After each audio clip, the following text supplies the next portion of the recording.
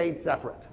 Now, a bunch of the United Party members that were originally Nationalist Party begin to go back to the Nationalist Party. They basically break the two parties up. The South African Party never renames itself. It stays United Party, but the Nationalist Party is back. They run for office in 1948, and they elect Prime Minister Malan. Now things are gonna change. 1948 is the year where everything gets flipped upside down. Malan has as his goal apartheid. That is his stated objective. He is going to basically split the land of South Africa, and there will be a part that will go to the black population, and then the rest of it will go to the coloreds, the whites, and the Indians. Because even though the whites saw themselves as superior to the coloreds and the Indians, they kind of thought that the Indians and the coloreds weren't as bad as the blacks, and so they had this racial hierarchy. And also they're thinking, we're minorities, you're minorities, maybe we should work together against this large black majority. And so a little bit of divide and conquer kicks in. And so that's the goal that Malan has. He doesn't want whites to integrate with the Indians and the coloreds, but he wants to use them and have them also separate from each other so that they can help control the black population. First real major step towards creating apartheid, by the way, apart. The hide part is like the state of being. So apartheid literally means the state of being apart. Like segregation, which the United States had already done. So in other words, Malan and the Nationalist Party, at some level, they're just copying what the United States has done with Jim Crow, right? Plessy versus Ferguson is what they're thinking. So the first law that goes into effect is in 1949. It is the prohibition of mixed marriages. In 1949, it becomes illegal for you to marry outside of your race. So think about what that does to this community that had been mixing, and the colored population was slowly growing as a result, and now all of a sudden that marriage is illegal. What happens to those families? So that's the first thing that goes into effect. The next step, and I'm probably not getting these in the exact right order, but there's a bunch of laws that go in 1950. So in many ways, if you look it up, it'll probably say 1950 is when apartheid went into effect. There was an architect behind apartheid. He was a member of Malan's cabinet. He was part of the government. His name was Hendrik Verwoerd. Hendrik Verwoerd is pushing to get these laws through. So the next one is, the next one I'm going to say, because again, I might not have it in the right order, for 1950. The Immorality Act. It made it so it was not just illegal to marry, that was the previous year, it was illegal to even have sex or relations with a person outside of your race. And it was considered an immoral act, hence the name, the Immorality Act. Then came the Popular Registration Act of 1950. At that point now, you have to classify yourself in one of the four racial categories. So the four racial categories had been morphing into existence, and they were part of people's identity, but there was no official declaration of your race necessarily. Now there will be. And you have to fit into one of these four categories. So if you were racially ambiguous, that's when they start having these things where you'll go up and they'll try to figure it out. And then there's a judge who's like, and then just pick one. Colored was frequently the answer. You know what colored you are? And then just move on. And it's treated like a court case if you wanted it to. You could kind of push back. The Group Acts area made it so that now legally you could have land designated as white land designated as black land designated as Indian land or colored land.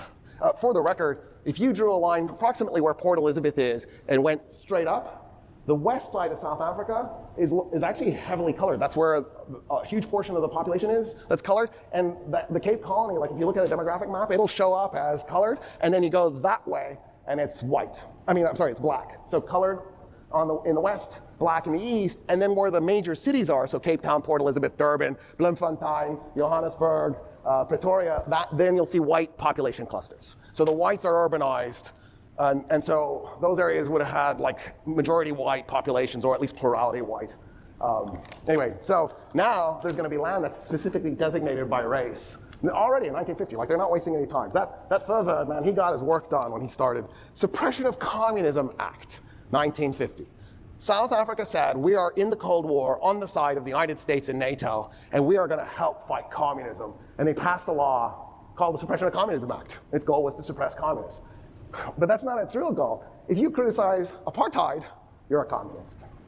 It was a way to eliminate any criticism of apartheid by everybody, whites and everybody else who might want to criticize it. You just be classified as a communist, and it was illegal to be a communist, so you could go to prison.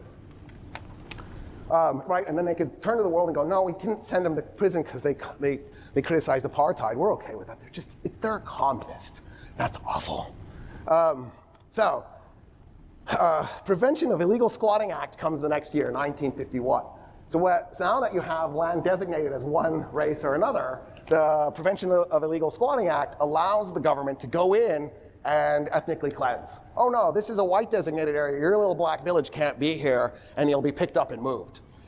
Now, for the purposes of world optics, the Afrikaners were just a little bit sensitive. They weren't quite completely oblivious, right? World War II had just happened. So what they would do is they would actually, when they would relocate populations, they would build housing. They would build government-based housing. And then they were creating black communities. They would move them to a new location and then settle them in this housing. So it wasn't like they were being made instantaneously homeless, but the housing was largely subpar and not ideal. It was, if you've ever been to a Native American reservation in the United States, just think of the government-built housing there. It's not always the most ideal.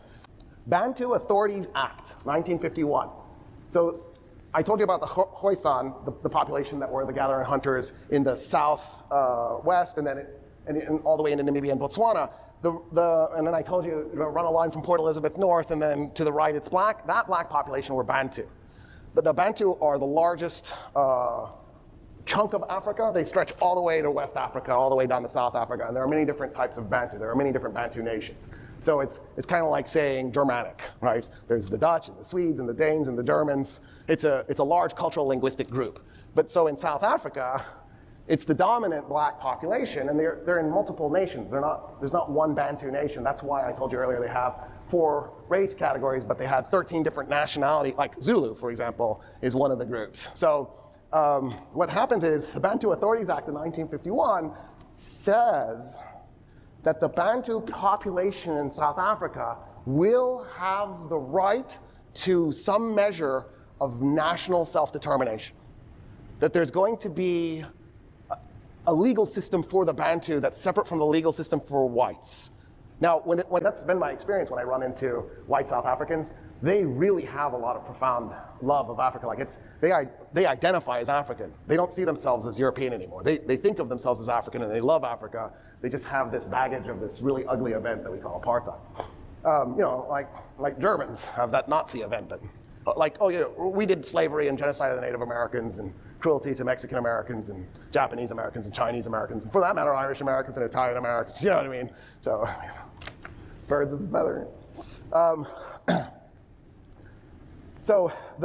Let's see, the next one that I want to do is the Native Laws Act of 1952. So this made it, 1952, this made it so that if you were black, you had to carry a pass with you, period. This was the law. Now, they also made it so that everybody had to have a pass made that would say your race on it. So if you were white, you had to have a pass that said white. If you were colored, you had to have a pass that said colored. But for blacks, they had to always carry it on them. There was no time where you could be without your pass. For black men. They didn't quite do it for black women yet, because you got to remember how this is going. By 1953, they've already kind of figured this out. When they're relocating the black population, they're not putting them on the other side of South Africa. They're putting them really close to where they want that labor. Because the way they see the black population is it's a cheap labor source. So they're going to make sure that they don't own property, or if they do, they own property in unidyllic areas. The whites will get the nice property, the nice land. Coloreds and Indians will get the next category of land, and then the black population will have no land. That's the goal. But if they have land, it'll be subpar land. And so the real thing that they're trying to do is make it so that the black population is this permanent cheap labor source. So it's like what we do with the undocumented status we do with immigrants who come here. There's no reason to have an undocumented category when it comes to labor rights.